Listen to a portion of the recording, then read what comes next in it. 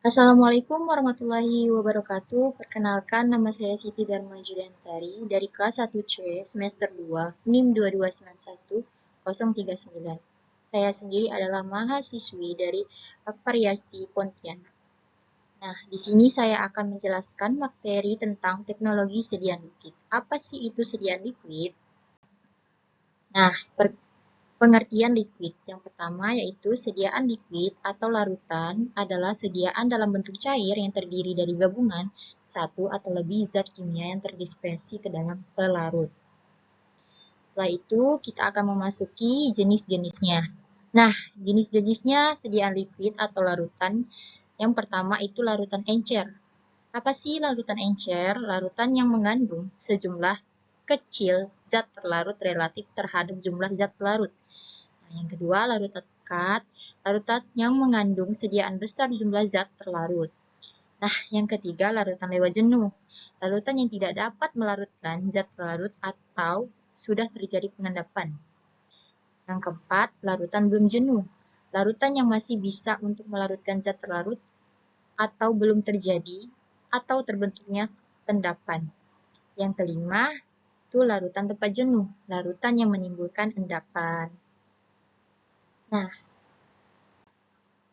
di sini juga saya akan menjelaskan tentang penggolongan liquid atau larutan. Nah, yang pertama itu berdasarkan cara penggunaannya. Berdasarkan cara penggunaannya ini terbagi menjadi dua, larutan oral dan larutan topikal. Larutan oral adalah sediaan cair yang dibuat untuk pemberian oral, mengandung satu atau lebih zat atau bahan tanpa pengaroma pemanis atau pewarna yang larut dalam air. Sedangkan larutan topikal yaitu larutan yang biasanya mengandung air, tetapi seringkali mengandung pelarut lain seperti etanol dan folio untuk penggunaan kulit. Nah, contoh dari larutan oral yaitu sirup, eliksir. Nah, sedangkan larutan topikal itu contohnya itu sediaan lotio. Nah, ini yang kedua yaitu berdasarkan sistem pelarut dan zat pelarut. Berdasarkan sistem pelarut dan zat pelarut terbagi menjadi dua, yaitu tinktur dan air aromatik. Tinktur merupakan larutan yang mengandung etanol atau hidroalkohol yang dibuat dari bahan tumbuhan atau senyawa kimia. Air aromatik yaitu larutan jernih dan jenuh dalam air dari minyak mudah menguap atau senyawa aromatik atau bahan mudah menguap lainnya.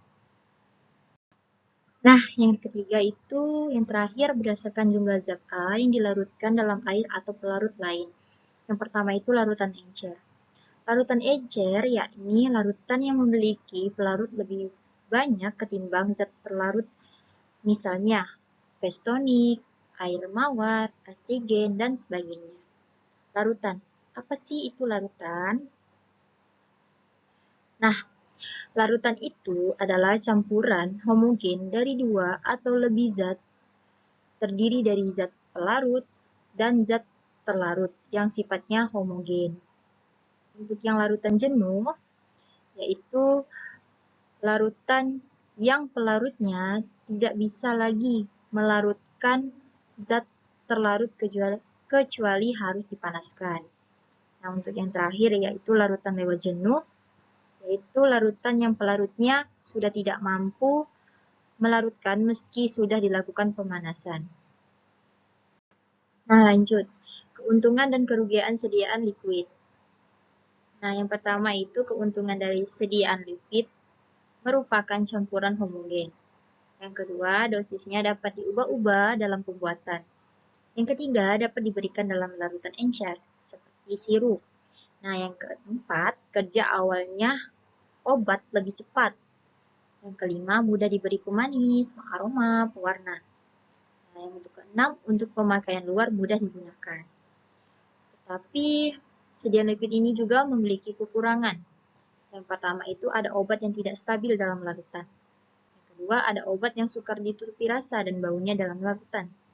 Dan yang ketiga, air merupakan media yang baik untuk pertumbuhan bakteri dan merupakan katalis bakteri.